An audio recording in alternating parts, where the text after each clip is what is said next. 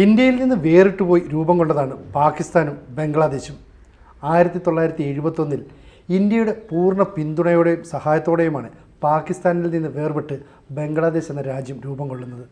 അന്നു മുതൽ തന്നെ ബംഗ്ലാദേശിൻ്റെ ഏറ്റവും അടുത്ത സൗഹൃദമുള്ള രാജ്യം ഇന്ത്യയായിരുന്നു. അതുകൊണ്ട് തന്നെയാണ് ഏറ്റവും ഒടുവിൽ നരേന്ദ്രമോദി മൂന്നാമതും പ്രധാനമന്ത്രിയെ സത്യപ്രതിജ്ഞ ചെയ്ത ചടങ്ങിൽ പോലും ഷേഖ് ഹസീന എന്ന് പറഞ്ഞ പ്രധാനമന്ത്രി ഇവിടേക്കെത്തി. തുടർന്ന് ഒരാഴ്ചയ്ക്ക് ശേഷം വീണ്ടും ചർച്ചകൾക്കായി ഇവിടേക്ക് എത്തി. അങ്ങനെ എക്കാലവും ഇന്ത്യയുമായി നല്ല ബന്ധം പുലർത്തിയ ഷേഖ് ഹസീന കഴിഞ്ഞ ദിവസം അവിടുത്തെ കലാപത്തെ തുടർന്ന് ആ രാജ്യം വിട്ടുപോവുകയാണ്. നേരെ വന്നത് ഇന്ത്യയിലേക്കാണ്. ഇനി ഇന്ത്യയിൽ നിന്ന് മറ്റേതെങ്കിലും രാജ്യത്തേക്ക് പോകുമായിരിക്കും. പക്ഷേ ഇന്ത്യയിൽ അവർക്ക് അഭയം കൊടുക്കണോ, ബംഗ്ലാദേശിൻ്റെ ആഭ്യന്തര കാര്യങ്ങളിൽ ഇന്ത്യ ഇടപെടണോ എന്നൊക്കെ കാര്യത്തിൽ പ്രതിപക്ഷവുമായി സർക്കാർ ഇന്ന് ചർച്ച നടത്തുന്നുണ്ട്. എന്തായാലും ഈ വിഷയത്തെക്കുറിച്ച് കൂടുതൽ ചർച്ച ചെയ്യാനായിട്ട് TG മോഹൻദാസ് സാറുമുണ്ട്, അതുപോലെ തന്നെ തോമസ് മാഷുമുണ്ട്. ആദ്യം TG സാറിലേക്ക്. സാറേ, എങ്ങനെ വിലയിരുത്തുന്നു ബംഗ്ലാദേശും ഇന്ത്യയും തമ്മിലുള്ള ബന്ധം ഇനി എങ്ങനെയായിരിക്കും?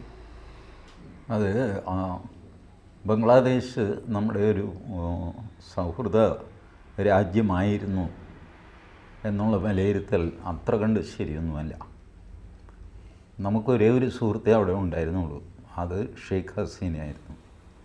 ബാക്കി ആരും തന്നെ നമ്മുടെ സുഹൃത്തുക്കളായിരുന്നില്ല. ഇത് സിയാവുർ റഹ്മാൻ്റെ കാലം മുതൽ ജമാഅത്തെ ഇസ്ലാമി പിടിമുറുക്കുകയും ഈ ബംഗ്ലാ ഐഡൻറ്റിറ്റി എടുത്തു കളയുകയും ഇസ്ലാമിക ഐഡൻറ്റിറ്റിയെ പ്രോത്സാഹിപ്പിക്കുകയും ചെയ്തു. അത് സിയാവുർ റഹ്മാൻ വലിയ ഇസ്ലാമിക് ഫണ്ടമെൻ്റലിസ്റ്റ് ആയതുകൊണ്ടൊന്നുമല്ല. ബംഗ്ലാദേശി ഐഡൻറ്റിറ്റി എടുത്തു കളയണം, ബംഗ്ലാ ഐഡൻറ്റിറ്റി വേണ്ട.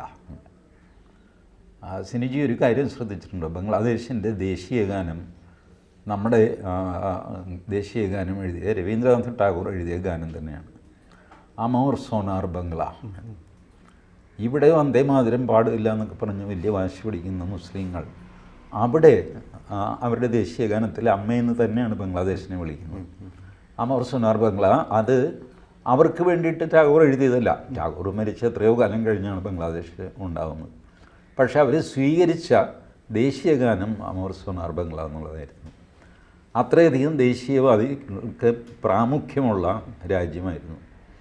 പക്ഷേ ഈ ബംഗ്ല എന്നുള്ള ഐഡൻറ്റിറ്റി എടുത്തു കളയാൻ സിയാവുർ റഹ്മാൻ തീരുമാനിക്കുകയും അതിനു പകരം ഇസ്ലാമിക് വികാരം ജ്വലിപ്പിക്കുകയും ചെയ്തു. ജമാഅത്തെ ഇസ്ലാമി നേരത്തെ മുതലുണ്ട്. ഇപ്പോൾ ഈ അട്ടിമറിയുടെ യഥാർത്ഥ അവകാശികൾ ജമാഅത്തെ ഇസ്ലാമിയാണ്, മറ്റാരുമല്ല. പിന്നെ ഇതിലൊരു സൗജന്യം മിലിറ്ററി ഷെയ്ഖ് ഹസീനയ്ക്ക് ചെയ്തു കൊടുത്തു എന്ന് ഞാൻ കരുതുന്നു. കാരണം ഈ അട്ടിമറി നടന്ന ഒരു രാജ്യത്തും ആ രാജ്യത്തലവന് രക്ഷപ്പെടാനായിട്ട് സമയം കൊടുത്ത ചരിത്രമില്ല. അയാളെ കയ്യേറ്റം ചെയ്യാൻ വരിക, അയാൾ ഓടിക്കളയുക, ഏതെങ്കിലും വണ്ടിയിൽ കയറി ഏതെങ്കിലും വിമാനത്തിൽ കയറി, ഇങ്ങനെയൊക്കെയാണ് രക്ഷപ്പെടാറുള്ളത്. ഇവിടെ പട്ടാളം 45 മിനിറ്റ് സമയം കൊടുക്കുന്നു ഷെയ്ഖ് ഹസീനയ്ക്ക്. വിതിൻ 45 മിനിറ്റ്സ് സ്ഥലം വിട്ടോളണം, രാജിവെച്ച് എന്ന് പറയുന്നു. അവർ സമാധാനമായിട്ട് 2 വലിയ പെട്ടിയൊക്കെ പാക്ക് ചെയ്ത് കാറിൽ കയറി ഹെലികോപ്റ്റർ പിടിച്ച് അവർ ഡൽഹിക്കടുത്ത് ഗാസിപൂരിൽ വന്നിറങ്ങി. അവിടെയുണ്ട്. ഇപ്പോൾ ഇംഗ്ലണ്ടാണ് അവരുടെ ഡെസ്റ്റിനേഷൻ, അക്കാര്യത്തിൽ തർക്കമൊന്നുമില്ല. ഇംഗ്ലണ്ടിനോടാണ് അവർ അഭയം ചോദിച്ചിരിക്കുന്നത്. ഇംഗ്ലണ്ട് അത് കൊടുക്കുകയും ചെയ്യും. നമുക്കാകെ ഡൽഹിയിൽ നിന്നൊരു ഫ്ലൈറ്റ് കയറ്റി ഇവർ ഇംഗ്ലണ്ടിലുണ്ട ബാധ്യതയുള്ളൂ. ഷെയ്ഖ് ഹസീന അങ്ങനെ പോയി. പക്ഷേ നമ്മുടെ തലവേദന വർദ്ധിക്കുന്നേ ഉള്ളൂ. ഇപ്പോൾ രാജ്യം പ്രാക്ടിക്കലി ജമാഅത്തെ ഇസ്ലാമിയുടെ കയ്യിലാണ്. ഇവിടുത്തെ ജമാഅത്തെ ഇസ്ലാമിക്കാർ തുള്ളിച്ചാടുന്നുമുണ്ട്. സൂക്ഷ്മമായിട്ട് നിരീക്ഷിച്ചാൽ അതെവിടെയൊക്കെയാണ് നിരീക്ഷിക്കേണ്ടതെന്ന് ഞാൻ പറയുന്നില്ല, എല്ലാവർക്കും അറിയാം ഇവരുടെ തുള്ളിച്ചാട്ടം എവിടെയാണ് കാണേണ്ടത്. ജമാഅത്തെ ഇസ്ലാം, കാരണം ജമാഅത്തെ ഇസ്ലാമിയെ കഴിഞ്ഞ വെള്ളിയാഴ്ച മറ്റുമാണ് ഇവർ നിരോധിക്കുന്നത്. അതിന് മുമ്പൊരു നിരോധനം ഉണ്ടായിരുന്നു, അതെടുത്ത് കളഞ്ഞു ഒക്കെ ചെയ്തു. ഈ പറയുന്ന സംവരണ പ്രശ്നം ഒന്നുമല്ല. സിനിജി ആലോചിച്ച് നോക്ക്, സംവരണ പ്രശ്നം ഉണ്ടായി, ഹൈക്കോടതി ആ സംവരണം ശരിവെച്ചു, സുപ്രീം കോടതി അപ്പീലില്ല, ആ സംവരണം തള്ളിക്കളഞ്ഞു, കഴിഞ്ഞില്ലേ പ്രശ്നം. പിന്നെ എന്താ? ബഹളമൊന്നുമില്ല. ബട്ട് അങ്ങനെ തൽക്കാലം ബഹളമൊന്നും അടങ്ങി നായി കഴിഞ്ഞപ്പോൾ അടുത്ത ബഹളം തുടങ്ങി, ഷെയ്ഖ് ഹസീന രാജിവെക്കണം. ഇതായി അടുത്ത ആവശ്യം. അവർ ഈ 2024 ജാനുവരിയിലാണ് തെരഞ്ഞെടുപ്പിലൂടെ അവർ അധികാരത്തിൽ വരുന്നത്, ആ സ്ത്രീ. ഇപ്പോൾ ഇവർ പറയുന്നു രാജിവെക്കണം. എന്ത് ന്യായം? എന്ത് കാര്യത്തിന്? എന്നിട്ട് ഇവർ വലിയ ജനാധിപത്യവാദികളാണെന്ന് അവകാശപ്പെടുകയും ചെയ്യുന്നു. ജനങ്ങൾ വിപ്ലവം നടത്തി. എന്ത് ജനങ്ങൾ വിപ്ലവം നടത്തി? 1-2 ലക്ഷം ഹൂളിഗൻസ് വിചാരിച്ചു കഴിഞ്ഞാൽ ഒരു കലാപം ഓർഗനൈസ് ചെയ്യാൻ വലിയ പ്രയാസമൊന്നുമില്ല. അത് അടിച്ചമർത്താനുള്ള വില്ല് അവർക്കുണ്ടായിരുന്നെങ്കിലും പട്ടാളം അവരോട് സഹകരിച്ചില്ല എന്നാണ് ഞാൻ മനസ്സിലാക്കുന്നത്. പട്ടാള മേധാവി അവരുടെ ഒരു അകന്ന ബന്ധുവാണ്, ഒരു കസിനാണ്. കൃത്യം ബന്ധം എന്താണെന്ന് എനിക്കറിയില്ല, പക്ഷെ ബന്ധമുണ്ട്. അയാളാണ് ഈ 45 മിനിറ്റെങ്കിലും അവർക്ക് കൊടുക്കാം എന്ന് തീരുമാനിച്ചതെന്ന് ഞാൻ കരുതുന്നു. അല്ലെങ്കിൽ അവർ കൊല്ലപ്പെടുകയോ ജയിലിലാകുകയോ ചെയ്തേനെ. ഇതാണ് ഇപ്പോൾ സംഭവിച്ചിരിക്കുന്നത്. സാർ എങ്ങനെ നോക്കുകയാണ് അതിനെ? അപ്പോൾ സാർ പറഞ്ഞ കാര്യങ്ങൾ വളരെ കറക്റ്റായിട്ട് എനിക്ക് തോന്നി. അതായത് പ്രത്യേകിച്ച് അവരെ ജീവനോടെ ഇങ്ങോട്ട് രക്ഷപ്പെടാൻ അനുവദിച്ചത് തന്നെ വലിയൊരു കാര്യമാണെന്ന് പറഞ്ഞു. അതിന് ഞാൻ ദൈവത്തിന് സ്തുതി പറയുകയാണ്. കാരണം എന്താണെന്ന് വെച്ച് കഴിഞ്ഞാൽ നമുക്ക് ആ ഏരിയയിലൊരു പ്രാക്ടീസ് അറിയാമല്ലോ. ഇറാനിലെ ഷാ അവിടെ നിന്ന് രക്ഷപ്പെട്ട് അമേരിക്കയിൽ പോയിട്ട് ഇറാൻകാരെന്തൊക്കെയാണ് കാട്ടിക്കൂട്ടി നമുക്ക് ഓർമ്മയുണ്ടല്ലോ. പിന്നെ വേറൊരു സംഭവം കൂടി നമുക്ക് ഓർക്കാം. അഫ്ഗാനിസ്ഥാനിലെ ഡോക്ടർ നജിബുള്ള ഉണ്ടായിരുന്നു. റഷ്യ പോയി കഴിഞ്ഞപ്പോൾ നജിബുള്ളിനെ അവിടെ ആക്കിയിട്ട് പോയി. നജിബുള്ളയ്ക്ക് രക്ഷപ്പെടാനായിട്ട്, ഇന്ത്യയിലേക്ക് രക്ഷപ്പെടാനായിട്ട് ഫ്ലൈറ്റൊക്കെ അറേഞ്ച് ചെയ്ത് നിർത്തിയതാണ്. ഫ്ലൈറ്റ് പിടിക്കാനായിട്ട് യാത്ര ചെയ്യുന്നതിനിടയിൽ ഇങ്ങനെ ആൾക്കാർ പിടികൂടി കഴിഞ്ഞിട്ട് ചെയ്ത കാര്യം നമുക്കറിയാം. അങ്ങനെ പട്ടിയെ തല്ലുന്ന പോലെ തല്ലി. പട്ടിയെ നമ്മൾ തല്ലാറില്ല, പക്ഷേ അങ്ങനെ ഒരു എക്സ്പ്രഷൻ ഉള്ളതുകൊണ്ട് പറഞ്ഞെന്ന് മാത്രമേ ഉള്ളൂ. അങ്ങനെ തല്ലി നിരപ്പാക്കി കഴിഞ്ഞിട്ട് ജീപ്പിൻ്റെ പിന്നിൽ കെട്ടിയിട്ട്, എന്നിട്ട് ഈ കാബൂളിൽ കൂടെ 36 കിലോമീറ്റർ ഇങ്ങനെ റോട്ടിൽ കൂടെ വലിച്ചുകൊണ്ട് നടക്കായിരുന്നു. അത് കഴിഞ്ഞിട്ട് ലാമ്പ് പോസ്റ്റിൽ കെട്ടിത്തൂക്കി അവിടെ ഇട്ടേക്കായിരുന്നു കുറേ സമയത്തേക്ക്. അപ്പം നമ്മുടെ നെയ്ബർഹുഡിലൊക്കെ ചിലയിടത്ത് നടക്കുന്ന കാര്യങ്ങൾ നമ്മൾ കണ്ടിട്ടുണ്ട്. അപ്പോൾ അത് വെച്ച് നോക്കുമ്പോൾ ഈ ലേഡി വളരെ ഭാഗ്യവതിയാണ്. 45 മിനിറ്റ് കൊടുത്തല്ലോ രക്ഷപ്പെടാൻ. അല്ലെങ്കിൽ അവരുടെ കൈ കിട്ടിയായിരുന്നെങ്കിൽ എന്ത് ചെയ്യുമെന്ന് നമുക്ക് പറയാൻ പറ്റില്ല. തല്ലിക്കൊല്ലും. ഇപ്പോൾ അവർ മന്ത്രിമാരെ ഓരോന്നായിട്ട് തല്ലിക്കൊന്നുകൊണ്ടിരിക്കുകയാണ്. അതെ. അത് മാത്രമല്ല, അവരുടെ വീടിനകത്ത് ഇവരെല്ലാവരും പ്രവേശിച്ച് അവിടെ നിന്ന് കാട്ടിക്കൂട്ടിനൊക്കെ നമ്മൾ കണ്ടു. ഇതാണ് അവിടുത്തെ ഒരു രീതി. അപ്പോൾ ആ രീതിയിൽ ഇവർ രക്ഷപ്പെട്ടത് വലിയ ഭാഗ്യമായി. പിന്നെ ഇന്ത്യയെ സംബന്ധിച്ചിടത്തോളം India is trying to play safe.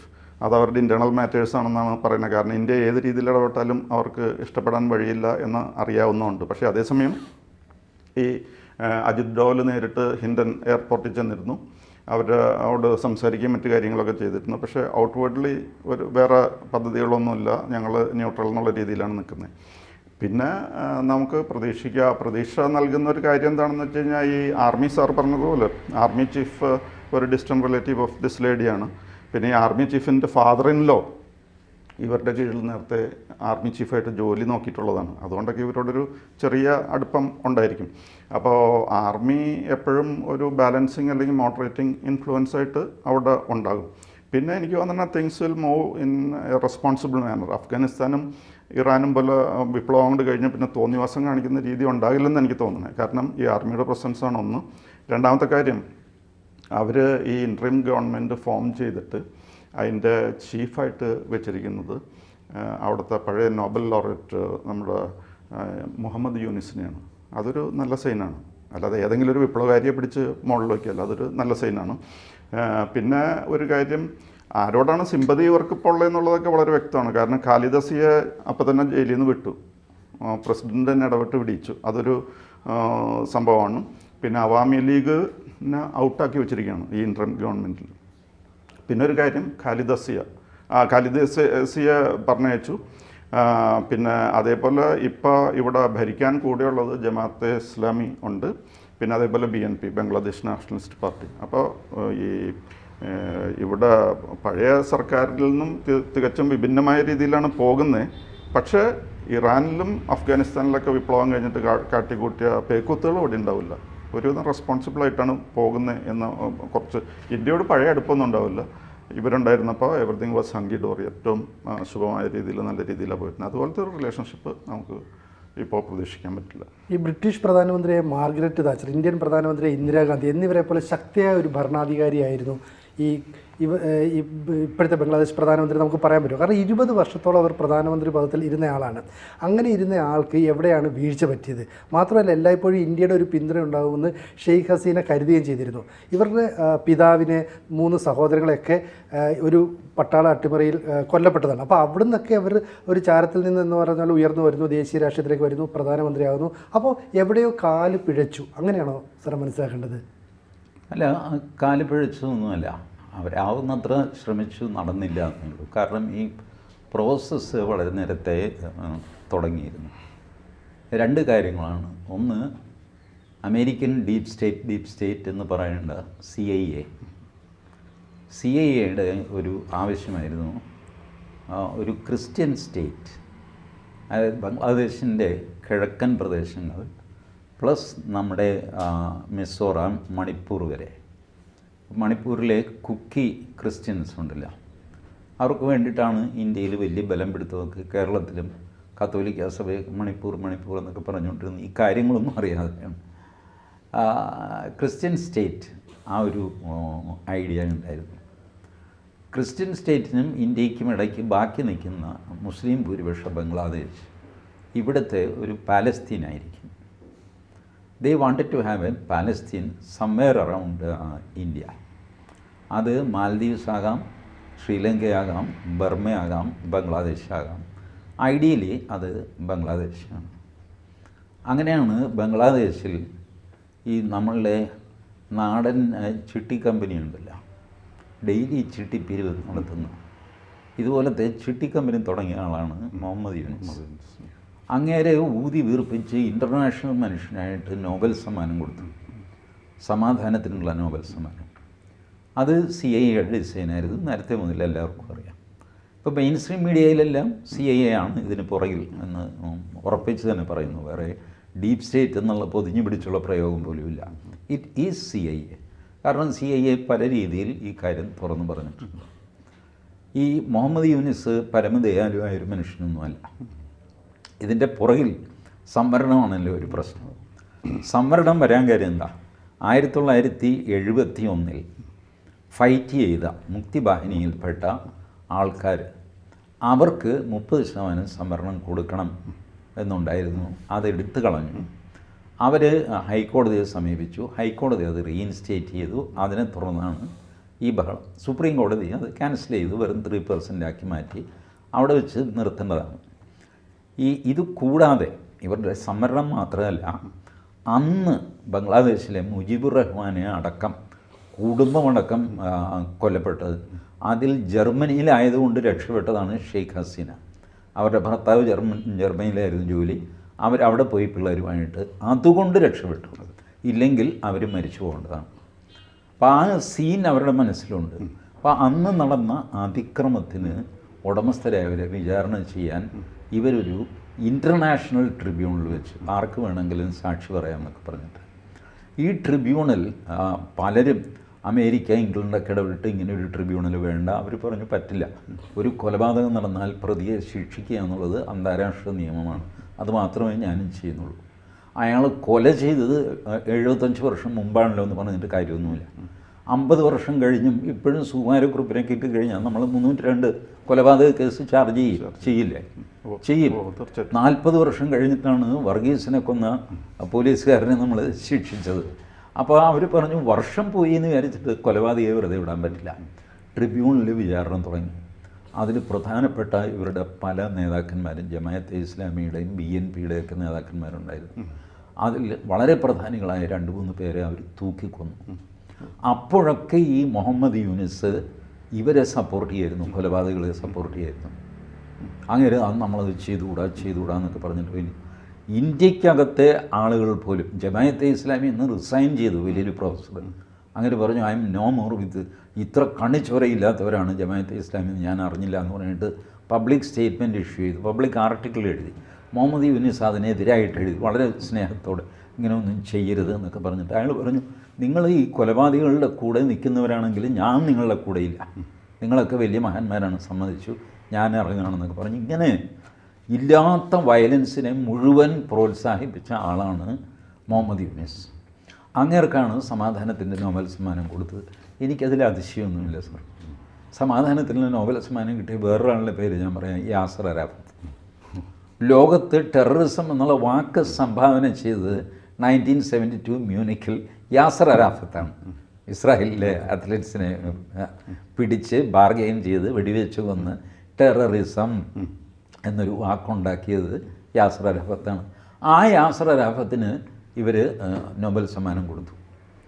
അപ്പോൾ സാറ് നോക്കിക്കോളൂ, യൂറോപ്പിന് പുറത്ത് ആർക്കെങ്കിലും നോബൽ സമ്മാനം കൊടുക്കുന്നുണ്ടെങ്കിൽ അതൊരു പൊളിറ്റിക്കൽ പ്രൈസാണ്. It's not a Nobel prize, it's a political prize. Agenda behind that.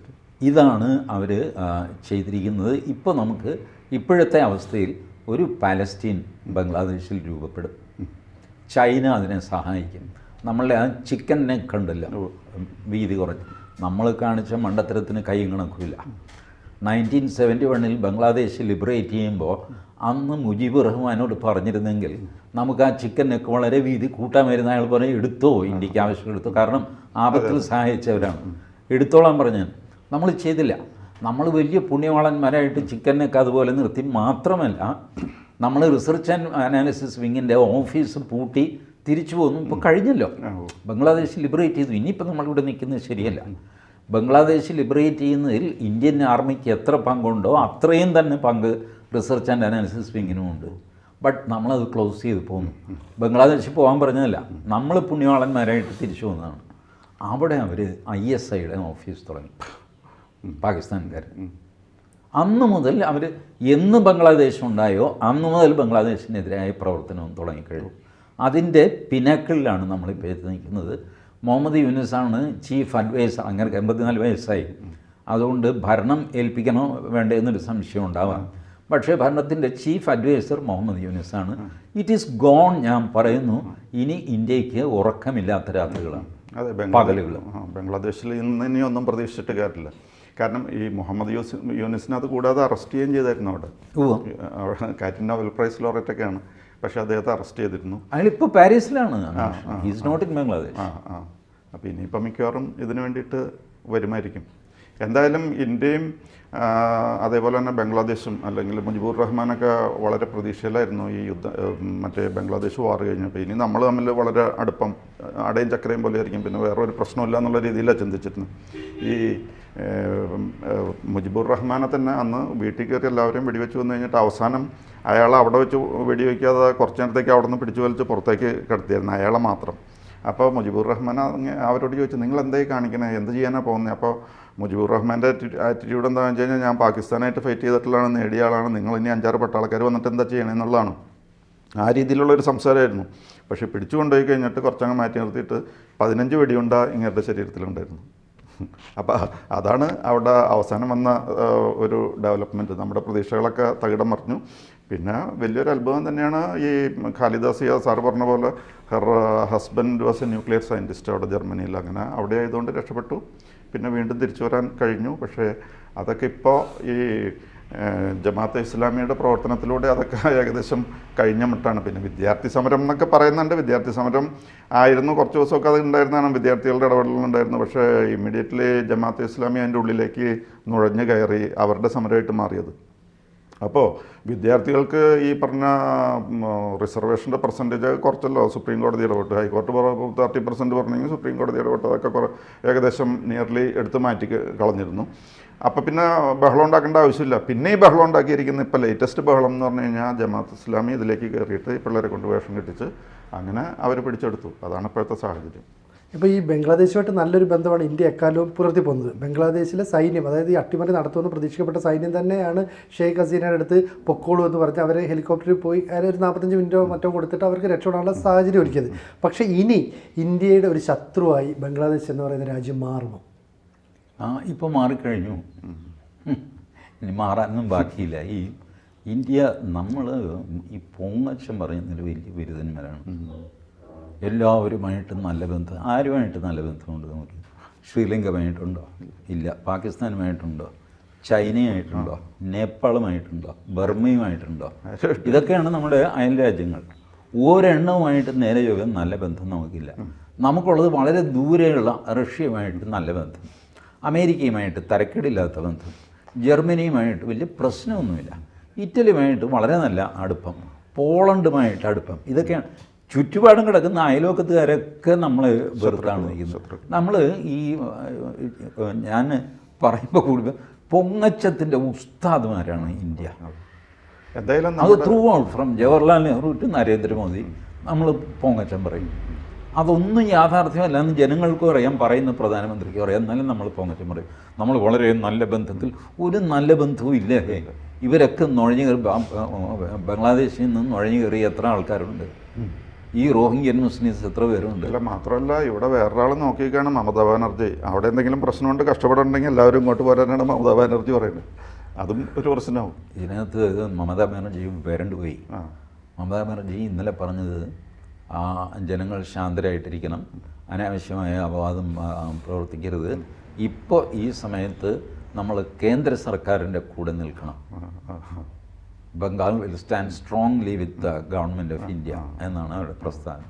ഇതിന് കാര്യം എന്താണെന്ന് വെച്ച് കഴിഞ്ഞാൽ, ഇതല്ലാതെ വേറെ എന്തെങ്കിലും ചെയ്താൽ മമതാ ബാനർജിയുടെ സർക്കാരിനെ പിരിച്ചുവിടാൻ ഇത്രയും നല്ലൊരു അവസരം മോദിക്ക് തറയില്ല 356 വകുപ്പ് വെച്ചിട്ട്. മാത്രവുമല്ല, മമതാ ബാനർജിയുടെ എസ്റ്റിമേറ്റിൽ 1 കോടി ഹിന്ദുക്കൾ ബംഗ്ലാദേശിൽ നിന്ന് ഇപ്പുറത്തേക്ക് ക്രോസ് ചെയ്യും. ഇപ്പോൾ ബംഗ്ലാദേശിൽ നടക്കുന്നത് എന്താ കാര്യം? ഇതൊക്കെ പറയും സംവരണമാണ്, സ്വാതന്ത്ര്യമാണ്, തേങ്ങാക്കൊലയാണ്. It's an attack against Hindus. ഇസ്കോണിൻ്റെ അമ്പലം തകർക്കുക, കാളി ക്ഷേത്രം തകർക്കുക, ഹിന്ദുക്കളെ കാണുന്നിടത്ത് വെച്ച് കൊല്ലുക, ഇതൊക്കെയാണ് നടന്നുകൊണ്ടിരിക്കുന്നത്. അല്ല, മാത്രമല്ല ഈ ഇൻഡിപെൻഡൻസ് കിട്ടിയ സമയത്ത് പെർസെൻറ്റേജ് ഓഫ് മൈനോറിറ്റിയുടെയും ഇപ്പോഴത്തെ പെർസെൻറ്റേജും തമ്മിൽ നോക്കിയാൽ മതിയല്ലോ. അപ്പോൾ 1 കോടി ഹിന്ദുക്കൾ ഇപ്പുറത്തേക്ക് ക്രോസ് ചെയ്യാൻ പോവാണ്. ക്രോസ് ചെയ്തുകൊണ്ടിരിക്കുന്നു, തുടങ്ങിക്കഴിഞ്ഞു. അത് ഈ 1 കോടി ഹിന്ദുക്കൾ വന്നു കഴിഞ്ഞാൽ മമതാ ബാനർജി വളരെ ബുദ്ധിമുട്ടി വളർത്തിക്കൊണ്ടുവന്ന വോട്ട് ബാങ്കിനെ കവച്ചു വയ്ക്കുന്ന ഒരു വോട്ട് ബാങ്കാണ് 1 കോടി. ഞാൻ പറയുന്നത് ഈ 1 കോടി ഹിന്ദുക്കൾക്ക് അത്യാവശ്യമായിട്ട് അമിത്ഷാ പൗരത്വം കൊടുത്തിട്ട് ഓരോ തോക്കും കൂടെ അവരുടെ കയ്യിൽ കൊടുക്കുക. ഈ ഓടി വന്നവൻ്റെ വീര്യമുണ്ടല്ലോ, സകലതും കഴിഞ്ഞിട്ട് മുകളിലെ ആകാശം താഴെ ഭൂമിയായിട്ടാണ് അവൻ വരുന്നത്. അവന് ഭക്ഷണവും ഒരു ID കാർഡും, ഇലക്ഷൻ ID കാർഡും കൊടുക്കുക, തോക്കും കൊടുക്കുക. ഇനി മറ്റവൻ വരാതെ നീ നോക്കിക്കോളണം എന്ന് പറയാം, അവൻ നോക്കിക്കോളും. അങ്ങനെ എന്തെങ്കിലും കടുത്ത നടപടിയിലേക്ക് പോകാതെ ഈ നമ്മളുടെ സൂക്തം പറഞ്ഞുകൊണ്ടിരുന്നാലൊന്നും നമ്മളെ ഗുണം പിടിക്കാൻ പോകുന്നില്ല. നമ്മൾ ആൺകുട്ടികളാണെന്ന് കാണിച്ചു കൊടുത്താൽ മാത്രമേ ഇതുപോലത്തെ തെമ്മാടത്തിന് അടങ്ങുള്ളൂ. അതല്ലെങ്കിൽ ആരെങ്കിലും ഇപ്പം മാൽദീവ്സിന് നമ്മളെ പുല്ലുവിലയാണ്. അത്രേ ഉള്ളൂ. അവർ ചൈനയുടെ കൂടെയാണല്ലോ. അവൻ്റെ അവിടെ മിലിറ്ററി കലാപം നമ്മളാണ് രക്ഷപ്പെടുത്തിയത്. നമ്മുടെ ആകെ 75 പട്ടാളക്കാർ അവിടെ ഉള്ളൂ. ഇപ്പോൾ എവിടെ നിന്ന് സ്ഥലം വിട്ടോളണം എന്നൊക്കെ പറഞ്ഞ് ഉത്തരവിട്ടു. അത് ഇലക്ഷന് മുമ്പ് തന്നെ അങ്ങേര് ഡിക്ലെയർ ചെയ്തു ഞങ്ങൾ അധികാരത്തിൽ വന്ന എല്ലാം പറഞ്ഞേക്കും എന്നൊക്കെ പറഞ്ഞിട്ട്. അപ്പോൾ ഇവൻ 4 വശവും ശത്രുക്കളാണ്. അത് നമ്മൾ വെറുതെ ഈ അനാവശ്യമായ തത്വം പറഞ്ഞ് സർവ്വ സഹോദരന്മാരാണ്, മണ്ണാങ്കട്ടയാണെന്നൊക്കെ പറഞ്ഞിട്ട് അവൻ നമ്മളെ സഹോദരന്മാരായിട്ട് കൂട്ടുന്നില്ല. പിന്നെ അവൻ എൻ്റെ സഹോദരനാണെന്ന് അവന് പിന്നാലെ പോകുന്നത് എന്തിനാ? അത് തന്നെയല്ല, നമ്മുടെ ഒരു സ്റ്റെഡ് ഫാസ്റ്റായിട്ട് നമ്മുടെ കൂടെ നിൽക്കുന്ന ആൾക്കാരുണ്ടോ എന്നുള്ളതാണ് പ്രശ്നം. കാരണം നമുക്ക് അമേരിക്കയും വേണം, റഷ്യയും വേണം. അപ്പോൾ അങ്ങനെ വരുമ്പോൾ ഒരു ഉറച്ച മിത്രം എന്ന് പറയാനായിട്ട് ആരും. പിന്നെ റഷ്യയായിട്ട് it has stood the scrutiny of time. കാലങ്ങളായിട്ട് ഉള്ള സൗഹൃദമാണ്. എന്നാൽ പോലും നമുക്ക് മറുഭാഗം ഉറച്ച മിത്രമായിട്ട് നമ്മളുടെ കൂടെ ഒരുത്തൻ നിൽക്കും. ഇസ്രായേൽ അത് ശരി. അവനെ നമുക്കത്ര പിടിക്കില്ല. അതാണ് പ്രശ്നം. ഇസ്രായേലിനെ നമുക്ക് എന്ത് വേണമെങ്കിലും ചീത്ത പറയാം, എന്ത് ചീത്ത പറഞ്ഞാലും കുഴപ്പമില്ല. ഇവിടെ യുദ്ധം വരുമ്പോൾ നമ്മുടെ കൂടെ ആയിരിക്കും അവരെപ്പോഴും നമ്മുടെ കൂടെ. ഇപ്പം മോഡി വരുന്നതിന് മുമ്പ് ഇസ്രായേലിനെ എപ്പോഴും നമ്മൾ അപഹസിക്കുകയാണ് ചെയ്തിരുന്നത്. പക്ഷെ അന്നും യുദ്ധത്തിൻ്റെ സമയത്ത് ഇന്ത്യയെ സഹായിക്കുമായിരുന്നു ഇസ്രായേൽ. നമ്മുടെ ഒരു ലോങ് ടേം അലൈ എന്ന് പറയുന്നത് ഇസ്രായേലാണ്. പ്രത്യേകിച്ചും നമ്മളിപ്പോൾ ഇസ്രായേലായ സ്ഥിതിക്ക് ഈ CIA-യും ഡീപ് സ്റ്റേറ്റും വിശേഷിപ്പിക്കുന്ന, അവർ മോഹിക്കുന്ന സിറ്റുവേഷൻ തന്നെ ബംഗ്ലാദേശ് ഒരു പലസ്തീനായിരിക്കുക, തൊട്ടടുത്ത് ഇന്ത്യ ഇസ്രായേലായിട്ട് പ്രവർത്തിച്ചോട്ടെ, കുഴപ്പമില്ല. But under perpetual war. Israel ഇപ്പോൾ അങ്ങനെയാണല്ലോ, എന്നും യുദ്ധമാണ്, എല്ലാവരുമായിട്ടും യുദ്ധമാണ്. ലെബനുമായിട്ട് യുദ്ധം, അവരുമായിട്ട്. ഇസ്രായേലിന് കഷ്ടിച്ച് ജോർദാനുമായിട്ടാണ് ഒരല്പം നല്ല ബന്ധം. ജോർദാന് ഇവരുമായിട്ട് മുട്ടാൻ പേടിയുള്ളതുകൊണ്ട് അങ്ങനെ സൗഹൃദം ഞങ്ങളില്ല, അവരെ ഐസൊലേറ്റ് ചെയ്ത് നിൽക്കുകയാണ്. ബാക്കി എല്ലാവരും ശത്രുക്കളാണ്, അയൽവക്കത്തോളം. ഇതേപോലെ അവസ്ഥയിൽ ഒരു ഇന്ത്യ ഇസ്രായേലിൻ്റെ പാർട്ട് വഹിക്കുന്നു, പെർപ്പച്വൽ വാറിൽ നിൽക്കുന്നു. ഇതാണ് അവരുടെ ഡിസൈൻ. എന്തായാലും ഈ കലാപത്തിലൂടെ ഷേഖ് ഹസീന രാജ്യം വിട്ടുപോയി, അവർ രക്ഷപ്പെട്ടു. പക്ഷേ ബംഗ്ലാദേശ് എന്ന് പറയുന്ന അയൽരാജ്യം ഇന്ത്യയുടെ ശത്രുവായി മാറുന്നു എന്നതിൻ്റെ ചിത്രങ്ങളാണ് തെളിഞ്ഞു വരുന്നത്. എന്തായിരിക്കും തുടർ സംഭവവികാസങ്ങൾ ബംഗ്ലാദേശിൽ നടക്കുക, ഷേഖ് ഹസീന എങ്ങോട്ടേക്ക് പോകും എന്നൊക്കെ ഉള്ളത് നമുക്ക് കാത്തിരുന്ന് കാണാം. കൂടുതൽ വാർത്തകളും വിശേഷങ്ങളും നിങ്ങളിലേക്ക് എത്താൻ ABC മലയാളം സബ്സ്ക്രൈബ് ചെയ്യുക, ബെൽ ബട്ടണും അമർത്തുക.